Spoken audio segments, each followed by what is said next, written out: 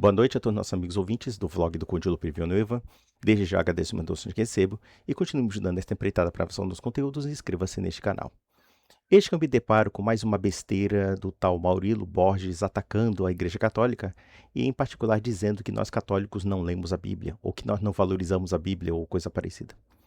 Eu acho interessante porque essa ideia de leitura bíblica que o protestante prega parte da presunção de que só o fato de você decorar alguns versículos bíblicos ou você transformar a Bíblia num livrinho de cabeceira ou num manual de salvação já é uma solução per se para você compreender a fé cristã, o que é uma coisa completamente absurda. Primeiro porque, como já expliquei várias vezes aqui, a Sagrada Escritura tem que ser olhada pela visão da igreja e pela visão da tradição da igreja. Ela não pode ser vista apenas por um critério subjetivo de interpretação. E é interessante que o protestante ou não consegue perceber a contradição intrínseca dessa valorização da leitura bíblica sem qualquer tipo de critério, ou ele não consegue perceber a contradição em torno disso, ou quando ele percebe, ele simplesmente é um soberbo, teimoso, que se acha bastante iluminado para querer ensinar a igreja que guardou e escreveu parte da Bíblia como entender o texto bíblico. Porque, querendo ou não, vocês gostam de dizer que nós não lemos a Bíblia, na verdade nós temos a Bíblia para vocês. Vocês têm a Bíblia por causa da Igreja Católica. E quando nós mostramos fatos históricos calando a boca de vocês, aí vocês tentam anular a história, dizendo que a Bíblia é um livro que surgiu por osmose. E aqui ele faz uma artimanha desonesta contra esse rapaz católico, porque em nenhum momento esse rapaz está negando a questão de ler a Bíblia, mas sim o fato de que, para ler a Bíblia, tem que se ler com qualidade, tem que se ler com orientação, tem que se ler como referência, tá? Vamos lá, vamos ver o que esse Maurílio Borges fala e vamos, evidentemente, fazer a contra-resposta. Erro protestante, para mim, é isso, querer ler a Bíblia. Católico romano não gosta quando as pessoas leem a Bíblia. Não, você está falando merda para variar. Na verdade, o católico quer que se leia a Bíblia como a Bíblia deve ser lida, não da forma como você, senhor Maurílio, que pega o texto bíblico e faz cagadas, criando interpretações desconexas que você tira da sua bunda. Eu acho que tem que ser falado de uma forma até grosseira, porque vocês vulgarizam a leitura bíblica. Vocês tratam a leitura bíblica como se fosse um livrinho de best-seller, sabe? Um livrinho de autoajuda, em que vocês tiram as piores conclusões possíveis. Nós estamos falando de textos sagrados. Textos sagrados têm que ter referências objetivas. A leitura, por si mesma, ela não é um elemento de conhecimento. Ela só é conhecimento quando ela é adequada a um tipo de interpretação que foi consagrada justamente por uma tradição. E por que a tradição é importante na leitura da Escritura? Porque foi a própria tradição que fez a Escritura.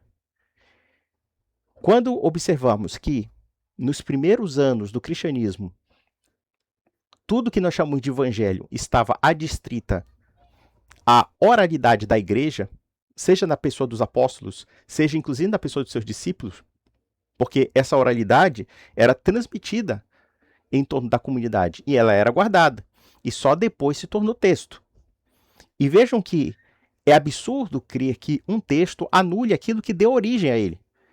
Pressupor que o texto bíblico anule a igreja que simplesmente gerou esse texto bíblico. Porque a igreja é autora desse texto. Quando falamos que o Novo Testamento tem como autor a igreja, é a coisa mais óbvia do mundo, porque os apóstolos e os discípulos dos apóstolos, no caso seriam Lucas e Marcos, faziam parte da comunidade chamada Eclésia. E nós temos que afirmar, Igreja Católica, não foi uma outra igreja. Mesmo que vocês queiram afirmar que uma outra igreja surgiu além da igreja primitiva, essa igreja que vocês dizem que surgiu do nada, o que é uma falácia, uma mentira, simplesmente deu a Bíblia para vocês. Deu a Bíblia. Nós temos a Bíblia Sagrada porque a Igreja Católica durante 2000 anos guardou a Bíblia.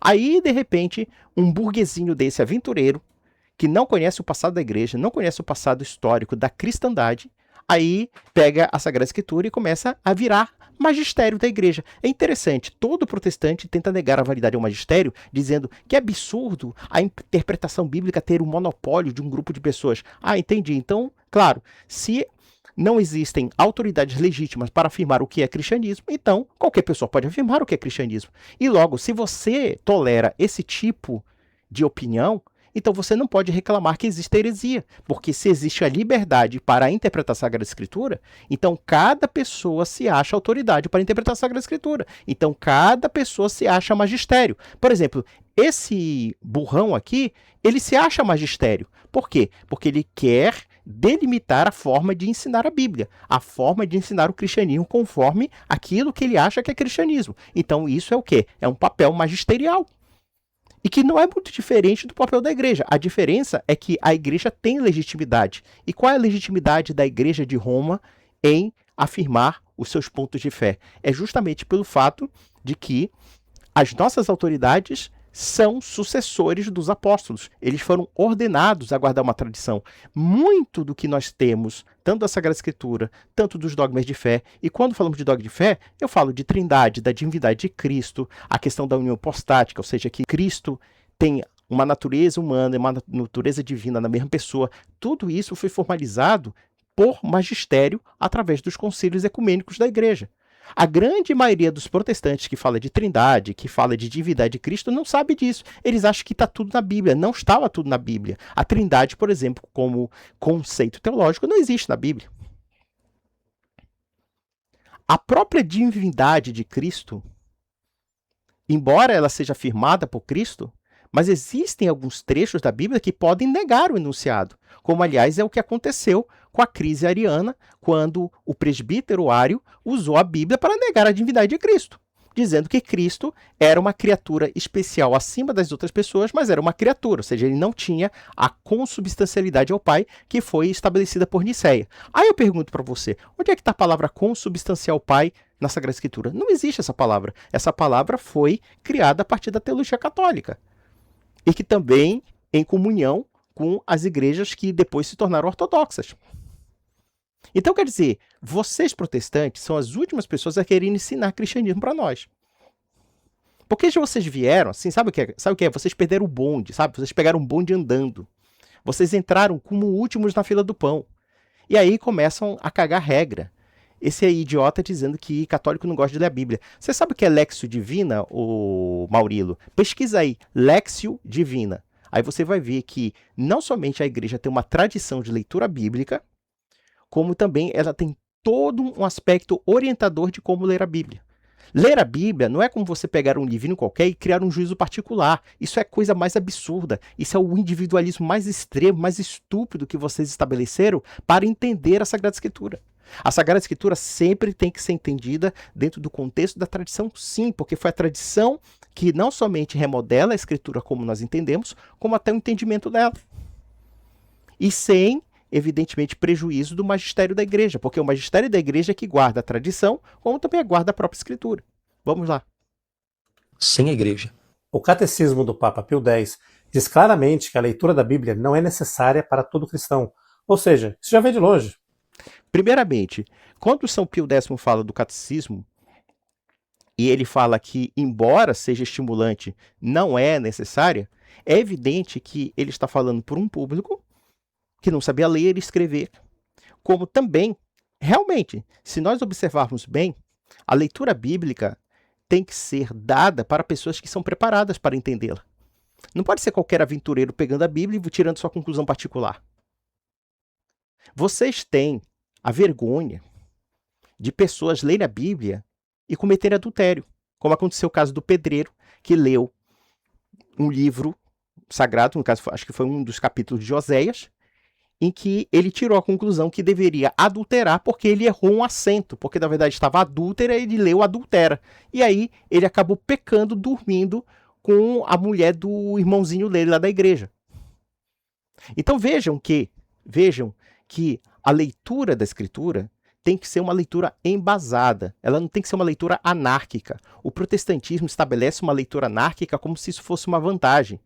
Estabelece a salvação como se a leitura fosse uma condição sine qua non para a salvação. Isso é a coisa mais absurda que existe. A salvação das almas não depende da leitura bíblica. Muita gente vai ficar assim assustada. Como é que coisa absurda, etc. Olha, para você afirmar isso, para vocês afirmarem isso, que a leitura bíblica é uma condição necessária para a salvação e que, na verdade, São Pio X muito acertadamente disse que não é uma condição necessária, vocês vão ter que afirmar que os analfabetos estão perdidos.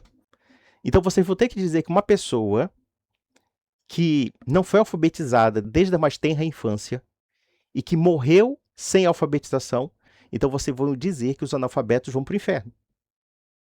A leitura bíblica, tal como conhecemos hoje, é uma coisa muito, muito moderna.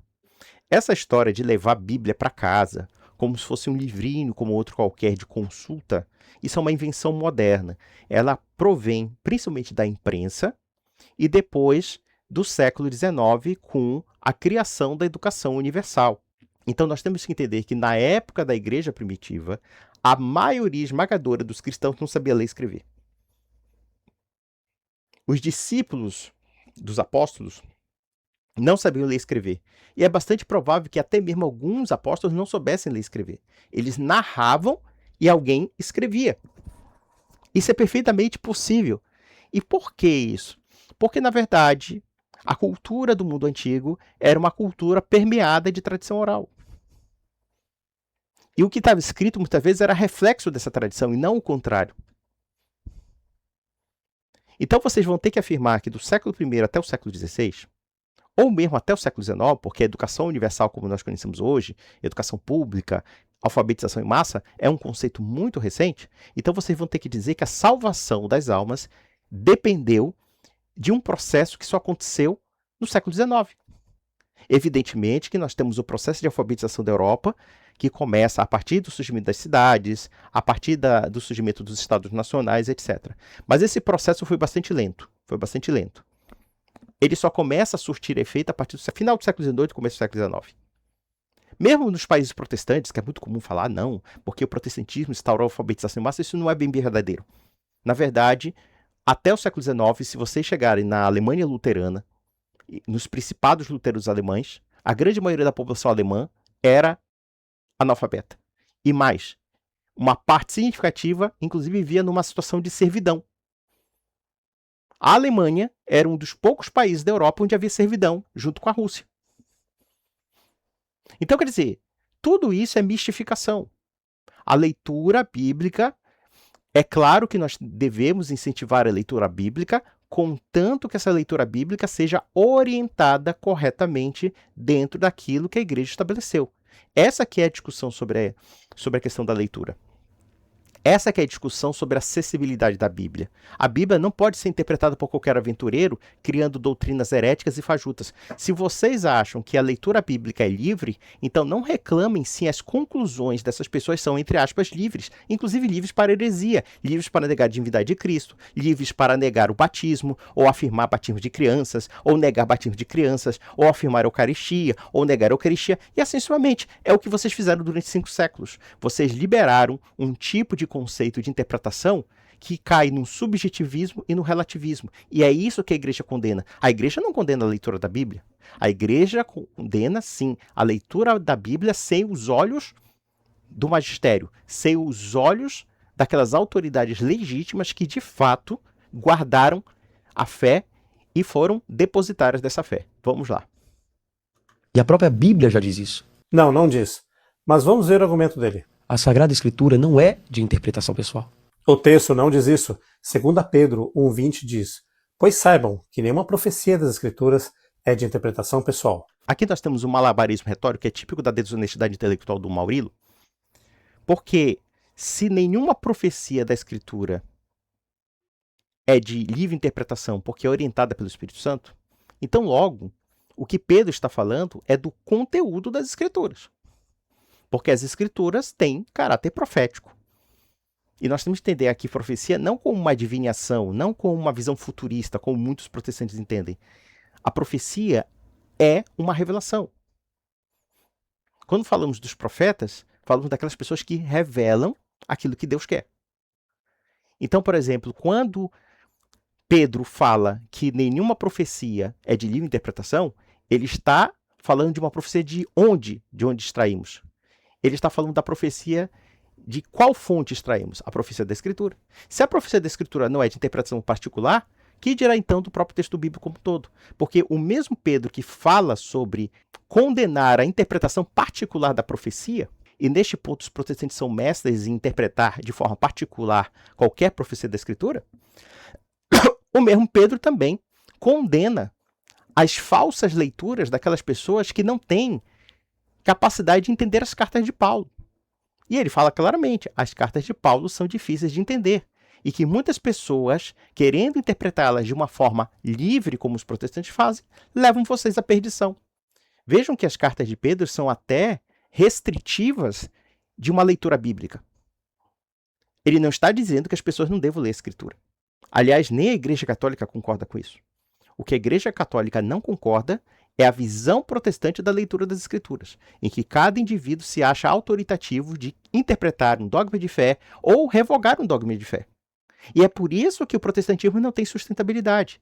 E o senhor Maurilo fica dizendo assim, olha, essa história de que são 30 mil seitas protestantes é uma invenção, a gente não precisa disso. Você, senhor Maurilo, faz parte de uma seita dentre tantas outras que foram criadas a partir da Reforma Protestante.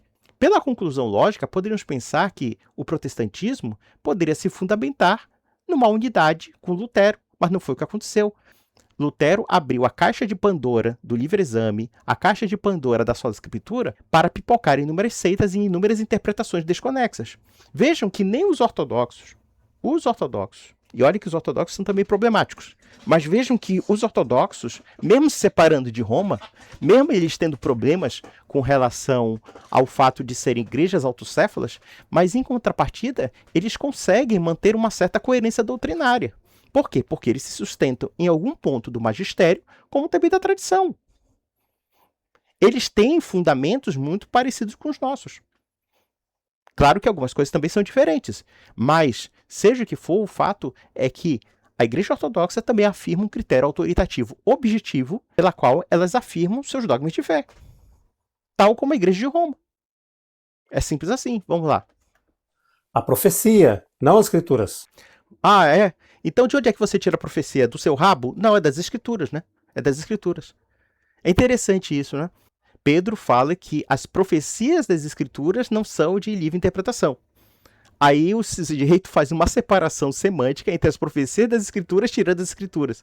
Nossa, é interessante. Agora a sola Escritura não vale para nada. A profecia surgiu do nada, segundo você. É muita desonestidade. Eu fico impressionado com a pirueta verbal desse povo que beira a esquizofrenia lógica, tá? Vamos lá. Mas ele não está se referindo a como devemos interpretar a profecia em si. Não?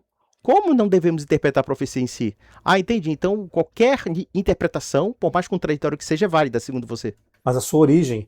Isso fica claro no versículo 21, quando Pedro diz, porque jamais uma profecia foi proferida por efeito de uma vontade humana. Homens inspirados pelo Espírito Santo falaram da parte de Deus. E isso não vale também para a Escritura? Não são vocês que gostam de citar Paulo de Tarso em 2 Timóteo, o capítulo 3,16, dizendo que toda a Escritura é inspirada? Então agora a Escritura também não tem inspiração do Espírito Santo? É interessante a seletividade mentirosa de vocês. Vocês são muito desonestos. Vamos lá. Você acabou de interpretar e citar o texto de forma errada. Ele interpretou de uma forma correta, porque na verdade a profecia que está na Escritura é conteúdo da Escritura. Então, se é conteúdo da Escritura, é verdade revelada por Deus. E se é verdade revelada por Deus, logo, ela só pode ser interpretada aos olhos da inspiração do Espírito Santo. E onde é que atua o Espírito Santo? Atua na comunidade eclésia, na igreja legítima, não na falsa igreja, não na igreja apóstata, não nas 30 mil seitas heréticas que vocês criaram e que mostram que o Espírito Santo não está entre vocês. Pelo menos não plenamente, até porque vocês entram em contradição. Se vocês entram em contradição com essa interpretação livre das Escrituras, então logo vocês não têm unidade de fé. E as interpretações de vocês são ilegítimas. Então não me venha com esse papo furado não, viu, Maurilo? Você é um cara realmente muito cínico. Que feio. Não, que feio é você é muito mentiroso. Então, se não é de interpretação pessoal, quem tem que interpretar? O magistério. Pronto. Assumindo que a sua interpretação pessoal de 2 Pedro 1,20 esteja certa, eu já provei que não está, em lugar algum o texto diz que o magistério é o único autorizado a interpretar. Resta o idiota entender o que é o magistério da igreja. Sabe o que você está dizendo, Maurilo? é que se não existe um magistério legítimo para interpretar, então qualquer pessoa pode se declarar magistério. Você mesmo se declara um magistério. Mas onde é que está o magistério da igreja? Está nos apóstolos. O que são os apóstolos, senão magistério? Quando se fala da autoridade dos bispos, nós estamos falando de uma sucessão apostólica. É claro que vocês vão tentar negar a todo custo essa sucessão apostólica, porque isso aí é uma pedra no sapato de vocês. Porque é um critério de legitimidade afirmar que os apóstolos deixaram sucessores e não somente transferiram a esses sucessores os conhecimentos da tradição oral, como também da tradição escrita, que é a escritura, e vejam que foi a partir dessa tradição apostólica e também a partir desse magistério é que nós sabemos o que é a Bíblia. Será que você é tão idiota em não saber que todo o cânon do Novo Testamento é um ensino magisterial? Aí você vai dizer que eles reconheceram a Escritura. Não interessa. Se eles reconheceram porque aquilo era um conhecimento que eles detinham. Essa pirueta que vocês fazem, essa violência que vocês fazem contra a lógica, não se consuma a partir da história. A história destrói todos os seus argumentos. Então, quando você está dizendo que o magistério tem uma interpretação pessoal, o que você está negando são os critérios de legitimidade do magistério. Você está dizendo claramente que na igreja primitiva não havia magistério. Não havia magistério? Aliás, Pedro está ensinando o quê? Pedro está ensinando o magistério. Ele está educando as pessoas, por exemplo, para dizer nenhuma interpretação da profecia da Escritura é particular. Como também podemos dizer, nenhuma interpretação da Escritura também é particular. Porque a interpretação da profecia na Escritura não seria particular, quando na verdade você está afirmando que a Escritura inteira pode ser interpretada particularmente. Então, logo, você está dizendo que uma parte da Escritura não pode ser interpretada particularmente, mas toda a Escritura pode. Isso não tem o menor sentido lógico. Porque se a profecia está inserida na Escritura, então logo ela é uma revelação da Escritura. É claro que Pedro está dando ênfase à questão profética, mas a questão profética está no âmbito da revelação. E logo você está dizendo o seguinte, olha, salvo as profecias, o resto você pode interpretar tudo. Isso é completamente absurdo o que você está falando. É uma argumentação idiota, para dizer o mínimo. Vamos lá. Só que o que faz Lutero? Tira magistério, tira sacramento, tira tudo. Aí sobra só o livro. Para os católicos romanos, a Bíblia é só um livro. Não, filho. A Sagrada Escritura está inserida num âmbito mais complexo que nós chamamos de magistério e tradição. Vamos lá. Você mesmo já gravou um vídeo e você mente e trapaceia o seu público. Você mesmo já gravou um vídeo reconhecendo claramente que do advento dos acontecimentos do Evangelho até o primeiro Evangelho escrito foi no mínimo 20 anos. Tá? E nós temos que entender que a datação do Evangelho é uma coisa imprecisa, tá? Ela pode ter sido escrita em 20, pode ser escrita em 30 anos depois dos acontecimentos. Ora, dentro desse interregno dos 30 anos, nós temos uma tradição oral. Então, logo, como é que vocês querem invalidar a tradição oral se essa tradição oral fez a escritura? Então, não tem o menor sentido vocês invalidarem a tradição oral. Por outro lado, vocês afirmam claramente, ou admitem claramente, que a igreja, entre aspas, reconheceu os textos escritos. Ou como vocês dizem, só reconheceu. Pera lá, só reconheceu? Se eu, por exemplo, tenho autoridade para afirmar que tal texto é verdadeiro, então a minha palavra vale sobre o texto verdadeiro. Então isso é magistério. Então por quê? Já que você está dizendo que o magistério não é válido, então logo, por que eu não poderia dizer que dentre esse ensino magisterial que diz que a Bíblia é sagrada, que o cano é sagrado, ou que o cano bíblico legítimo é aquele que foi dado pela igreja, então por que eu não poderia dizer esse magistério não é inválido? Você está negando o fundamento próprio que deu o conhecimento da fé, que é o magistério, porque o magistério é o sujeito da interpretação, o magistério é o sujeito que detém a ciência que foi dada pelos apóstolos, como também a própria Sagrada Escritura dependeu da decisão desses bispos, que você diz que apenas reconheceu. Mas eu só reconheço aquilo que eu tenho autoridade para reconhecer. Ou que eu tenho um certo conhecimento ou ciência daquilo. Ou então, é aquilo que foi me ensinado e que eu transmito. Então, logo, a igreja cumpre um papel magisterial quando estabelece o cânon da Escritura. E não só o cânon, tá? A autoria dos textos. Se não fosse a Igreja Católica, afirmar que nós temos 4 evangelhos, Mateus, Marcos, João e Lucas, tá? Como é que nós confirmaríamos a veracidade das Escrituras? Pelas próprias Escrituras? Claro que não. Evidentemente que não. Quantas Escrituras que foram chamadas de evangelhos foram alegadas autorias e depois a Igreja considerou apócrifas, como, por exemplo, Evangelho de Pedro, o proto-evangelho de Tiago e assim sucessivamente. Por que a Igreja disse que o proto-evangelho de Tiago, Evangelho de Pedro, Apocalipse de Pedro, acho que Evangelho de Maria Madalena, se não me falha a memória, parece que existe esse texto, alguns textos apócrifos, por que a Igreja disse que não era texto legítimo? Porque não fazia parte daquilo que era ensinado por ela própria, a Igreja. Ou seja, o magistério tinha um conhecimento, um depósito da fé, e dentro desse depósito da fé, esses textos não entravam nesse depósito da fé. Então, portanto, eles foram rejeitados. É assim que funcionou a formação do texto bíblico. Aí vocês ficam inventando umas piruetas vagabundas, tá? Aí você vem com esse papo de que nós não gostamos de Bíblia, não gostamos de livro. Como não gostamos? Nós guardamos o livro, porra! E vocês ficam aí papagueando, né? Dizendo que a gente desconsidera a Bíblia. Como é que a gente desconsidera a Bíblia se nós determinamos o que é a Bíblia? Quando nós falamos aqui determinar o que é a Bíblia, não se está dizendo que os evangelistas não escreveram os textos. É claro que os evangelistas escreveram os seus textos, respectivos textos, as cartas apostólicas são autênticas, foram escritas pelos apóstolos, mas os apóstolos, os evangelistas eram membros da igreja. E, portanto, a igreja guardou aquilo que foi desenvolvido dentro do seu corpo interno. Não é uma coisa alheia a ela. Quando se fala de reconhecimento do texto bíblico, esse pessoal acha que a Bíblia é uma coisa alheia à igreja. Não, é produto dela.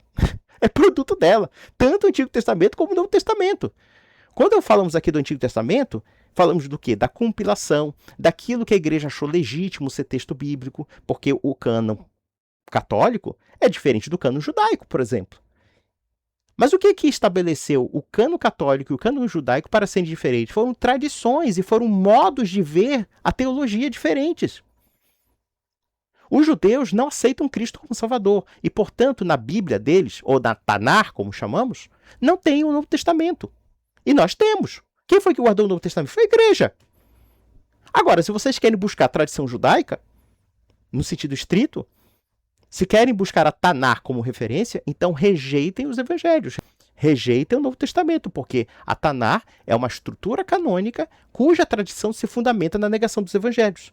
Então, se vocês estão buscando um texto e uma tradição que rejeita os evangelhos, então não há sentido eu pegar uma tradição que nega os evangelhos, que remodela os textos do Antigo Testamento de uma forma ou de uma tradição que é totalmente alheia à nossa e querer enxertar numa outra tradição. Ou numa outra perspectiva teológica. Vamos lá, vamos ver a besteira. Besteira! Ok? E o livro sozinho faz confusão. A Bíblia não faz confusão nenhuma. Nós fazemos confusão.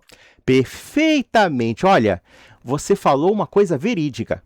Vocês fazem confusão. Já parou para pensar, senhor Maurilo, por que, desde a Reforma Protestante, vocês têm 30 mil segmentos sectários? Tudo bem que você vai negar esses 30 mil segmentos, mas vamos lá, cara. Eu não preciso apelar a 30 mil segmentos, tá? É só ver na sua página as pessoas que opinam sobre a Sagrada Escritura. Todos eles acham que são intérpretes verdadeiros da Escritura. Todos eles. Todos eles afirmam que aquilo que eles chegaram à conclusão do que é a Escritura é a verdade da Escritura. Só que eles têm contradições intransponíveis. Então existe um problema sério nisso. Ora, se a própria Escritura pode ser objeto de interpretações diferenciadas e contraditórias, então logo você reconhece claramente, vocês fazem confusão. Nós católicos não fazemos confusão. Sabe por quê? Porque nós sabemos quais são as autoridades legítimas para entender realmente o que é a Sagrada Escritura. Porque existe uma instituição que guardou a Sagrada Escritura. Existe uma instituição que a Sagrada Escritura era seu ensino, tanto quanto a tradição oral que a fez, como também a tradição oral que a explica. Vamos lá. Nós, muitas vezes, interpretamos errado por diversos motivos, desde a falta de treinamento até por causa do pecado. Mas Ah, olha só que legal. Aqui parece que ele ficou gaguejando porque ele entrou numa seara em que ele tenta tirar o poder do magistério, mas ele não consegue afirmar uma autoridade legítima e confiável. Nossa, é muito cômico esse vídeo. o cerne das Escrituras, aquilo que é necessário para a salvação, está bem claro. Não, aí que tá. Não está claro. Para vocês, não. Vamos lá. Qual é o batismo que está claro para se salvar? já que Jesus Cristo fala: quem não nascer de novo da água e do Espírito, leia-se batismo, não herdará o reino dos céus. Então, o batismo é um elemento essencial da salvação. Da feita que vocês estão digladiando qual é a forma de batismo válida, o que é o batismo, e vocês estão, inclusive, negligenciando, até rejeitando batismos protestantes. Por exemplo, esse sujeito aí, ele tem uma tendência batista.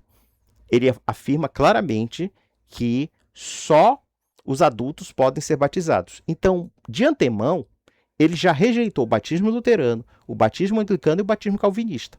Então, da feita que vocês não se entendem em matéria de salvação nos sacramentos, que dirá então no resto? Não adianta alegar o nome de Jesus de uma forma genérica como vocês fazem. Porque, por exemplo, os hereges também alegam o nome de Jesus. Quem vai dizer que os gnósticos não acreditam em Jesus? Eles acreditam em Jesus, só que é o modo deles. Os espíritas também acreditam em Jesus, mas é o modo deles. Os muçulmanos também acreditam em Jesus, mas é o modo deles. Mas são modos heréticos. Por quê? Porque são errados, são enviesados, são desviados. Por exemplo, vamos analisar uma coisa que pode parecer banal para o protestante, mas para nós católicos não é. Quando o pastor Augusto Nicodemos, que é um calvinista, e, portanto, ele não deveria cometer esse erro, mas ele comete. Quando ele diz que Maria é mãe da parte humana de Deus e não da parte divina, ele está restaurando uma velha heresia chamada nestorianismo.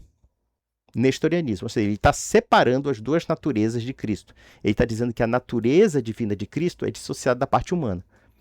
Só que existe um problema nesse conceito. Quando Cristo nasce e encarna no ventre de Maria, ele nasce com as duas naturezas. Então, por exemplo, eu pergunto para vocês uma coisa.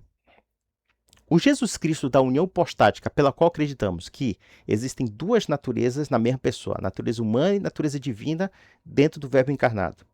Vocês acham que esse Jesus é o mesmo Jesus que há uma separação de naturezas? Que afirma, por exemplo, que Maria é apenas mãe da parte humana de Cristo e não da parte divina? Como se a parte divina não estivesse dentro do ventre dela também? Vocês acham que é o mesmo Jesus Cristo? Claro que não é o mesmo Jesus Cristo. Veja que isso é um detalhe aparentemente sutil, mas não é tão sutil como a gente imagina. Para o protestante que palpita sobre teologia como, sei lá, um bebedor de cerveja, vá lá. Né? Como um tagarela, vá lá. Mas para nós católicos não, nós temos zelos sobre essas minúcias da teologia. Ou como os docetistas que diziam que Jesus Cristo é puro espírito. E aí, você mudou a configuração da compreensão do que é Cristo. Quando afirmamos o Theotokos, que Maria é mãe de Deus, nós não estamos afirmando querer endeusar Maria. É justamente o contrário, é reconhecer a natureza de Cristo. Ou seja, que existem duas naturezas numa mesma pessoa. Que Cristo encarna como homem, mas também guarda a natureza da divindade. E vejam que as heresias antitrinitárias, além de negar as três pessoas divinas, também atacam o cerne da própria cristologia. Quer dizer, por exemplo, que Jesus Cristo não seria necessariamente Deus, ou que Jesus Cristo seria apenas meio Deus, porque o nestorianismo leva a isso. Vai dizer que Jesus Cristo é meio Deus, que existe uma parte humana que está dissociada da parte divina de Cristo. Esse é o absurdo teológico que o protestantismo ressuscitou durante muito tempo aí. Quer dizer, um pastor presbiteriano que não conhece Calvino, ou deve conhecer muito pouco, porque Calvino acreditava na união hipostática, ele afirma uma besteira dessa e não se dá conta disso. Vamos lá. É melhor o risco da possível confusão do que acreditar na interpretação de uma instituição que já se mostrou inepta para isso. Então você vai ter que afirmar que a Trindade é inepta. Afinal, Concílio de Nicéia e Constantinopla foram organizados pela Igreja Católica. E aqui, quando eu falo de Igreja Católica, evidentemente eu falo da Igreja de Roma, sem prejuízo das igrejas orientais. Então, por que você não afirma a inépcia de Nicéia e Constantinopla? A inépcia de Éfeso e Calcedônia? Por que você não afirma a inépcia da definição do cano bíblico? Não seria muito estranho uma religião aparentemente perfeita e verdadeira surgir de uma instituição que você diz que é inepta? Então, se essa instituição é inepta, podemos presumir que aquilo que é consequência dessa instituição inepta, logo também pode ser inepto. Você nem se dá conta, Maurílio, de tão estúpido que você está colocando em credibilidade em xeque o cristianismo. Então, quer dizer, você está dizendo o seguinte, olha, a interpretação das escrituras, as mesmas escrituras foram guardadas pela igreja apostólica, pela igreja de Cristo, elas não são suficientes. Sabe o que você alega a suficiência da interpretação das escrituras? É a confusão que você está falando. Me diga, Onde essa confusão que você está defendendo nos levou à ortodoxia? Cadê a ortodoxia, cara? Cadê? Cadê a ortodoxia? Quando você tem pastor que nega a natureza divina de Cristo, ou separa a natureza divina, ou ressuscita velhas heresias. Vocês são mestres em ressuscitar heresias já mortas, enterradas. Quer dizer, nós temos que fazer uma releitura do passado, uma releitura das velhas heresias para combater os novos adeptos das velhas heresias. Olha só que legal! Olha só que legal, Maurilo! Olha, é o seguinte, olha, a gente não confia muito na Igreja Católica, a gente confia em 30 mil seitas protestantes, só isso. 30 mil seitas que se contradizem e dizem que uma e outra é herética e ficam nessa briga, nessa putaria, porque é uma putaria isso aí, é uma putaria, é uma zona, né? Aí vocês estão dizendo que essa zona, não, tem até uma confusãozinha, mas no essencial somos unidos. Que essencial? Que essencialidade há em afirmar o batismo, negar o batismo, afirmar a Eucaristia, negar a Eucaristia? Quando, na verdade, Jesus Cristo fala claramente que esses elementos são sinais da salvação, que esses elementos são essenciais, eles não podem ser negligenciados. Da feita que vocês dizem que a Eucaristia é apenas símbolo, vocês estão simplesmente anulando a palavra de Cristo. Quando vocês dizem que o batismo só é restrito aos adultos, vocês também estão anulando a palavra de Cristo, porque Cristo fala em batizar todas as nações, não fala batizar adultos. Mesmo que ele se refira a adultos, por exemplo, quando ele diz quem crer e ser batizado será salvo, e quem não crer e não ser batizado não será salvo, ele está estabelecendo não o critério do batismo. Ele está estabelecendo o critério da salvação. O critério da salvação é crer e ser batizado. Porém, ser batizado é uma condição sine qua non para o reino dos céus, que não pode ser negligenciado por ninguém. E a confissão de fé não é a condição do batismo, é a condição da salvação. E isso, evidentemente, para as pessoas que são adultas. Mas quer dizer que as crianças não merecem o batismo? Então, se você está dizendo que as crianças não merecem o batismo, você também está recusando a elas a salvação, porque o batismo é essencial para a salvação, para qualquer idade. E vejam que não existe nenhuma restrição para o batismo de crianças. Não existe. Isso é uma interpretação enviesada que foi criada a partir do século XVI. Vocês, na patrística, não vão encontrar ninguém que necessariamente condene o batismo de crianças. Vejam que Tertuliano é muito citado, porque existe um livro chamado Do Batismo, em que ele fala que era preferencial que se batizasse os adultos em detrimento das crianças. Mas ele não afirma como um artigo dogmático. Ele acha tão somente que as pessoas que têm consciência da sua fé seria muito mais válido ser batizado do que aquelas que não tinham consciência. Porém, no mesmo texto ele afirma que aquelas crianças em perigo de morte têm que ser batizadas. Então, quer dizer, ele não está negando a essencialidade do batismo para as crianças, mas ele está dizendo apenas que talvez fosse mais apropriado para os adultos por uma questão de consciência. O que não quer dizer que o batismo dependa da nossa consciência. Ela não depende. Se o pai batiza a sua criança, batiza preparando-a para a salvação. E é por isso que a igreja não somente tem o batismo, como tem a crisma, que é a confirmação da fé. Vejam que, para uma criança, o batismo é um sinal de salvação.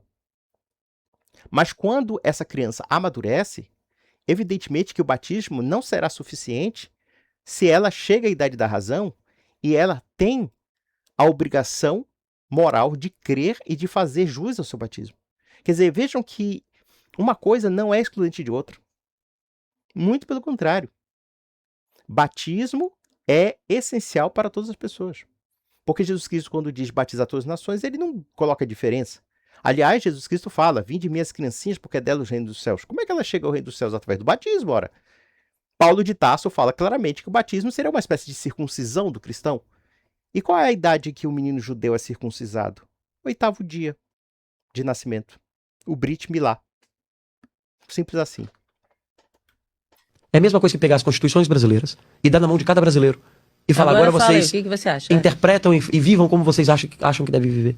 Assim como o maior medo de um político é que o povo conheça a Constituição e os seus deveres e os seus direitos, o maior medo da Igreja Católica Romana é o povo conhecer as Escrituras e perceber o quanto ela se desviou dos ensinos dos apóstolos. Aqui você está sendo sofista e muito do vagabundo. Não se está dizendo que o povo não deva conhecer as Escrituras, como também o povo não deva conhecer a Constituição. Mas sim que, se cada pessoa interpreta individualmente a Constituição, não há ordem pública. É preciso uma autoridade legítima, objetiva, para dizer como deve ser entendida a Constituição dentro do Estado brasileiro. Então você está dizendo o seguinte, sabe o que você está dizendo, senhor Maurilo? É que nós devemos ser anarquistas do ponto de vista político. Afinal, evidentemente, nós não confiamos no Supremo Tribunal Federal, nós não confiamos nas Assembleias Legislativas, então vamos dar o poder ao povo no sentido mais demagógico possível. Veja, é preciso reformular o Supremo? Sim. É preciso realmente combater os excessos e até mesmo os indícios de escândalos de corrupção do Supremo Tribunal Federal e da classe política brasileira? Sim, isso é inegável. Mas a partir daí dizer que não se deve ter autoridades legítimas ou autoridades reconhecidas para estabelecer termos objetivos das constituições e da legislação, o que nos resta, basicamente, é essa sua anarquia revolucionária que levaria um país ao caos. Se nós aplicássemos esse raciocínio na Constituição brasileira como você está propondo, nós entraríamos num caos social, nós não teríamos estabilidade política. Da mesma forma também, nós percebemos que essa ideia de que cada um pode ler as escrituras e tirar uma conclusão particular das escrituras sem qualquer compromisso com a verdade, sem qualquer compromisso institucional mesmo, porque a verdade ela tem que ser instituída, a verdade ela tem que ser defendida, ela tem que ser praticada, e ela só pode ser praticada socialmente se ela for institucional, ela não pode ser uma coisa subjetiva. Então, da mesma forma que você preconiza uma anarquia bíblica, da feita que vocês têm 30 mil seitas, ou pode ser 10 mil, pode ser até 1000, mas sendo 1000 seitas, já é um problema, porque a igreja preconiza a unidade. Porque a Sagrada Escritura preconiza a unidade de fé, e não a diversidade, contradição e heresia. O mais assustador é que você pegou o pior exemplo para tentar defender o livre exame bíblico. E você não refutou o rapaz. Você não refutou. Você simplesmente apelou a um conceito anárquico de que, olha, o povo tem que conhecer a Constituição. Veja, ninguém está discutindo o conhecimento da Constituição. Ninguém está discutindo isso. O que está se discutindo é qual é a melhor forma de se aplicar a Constituição e quem de fato estabelece os termos para aplicar a Constituição.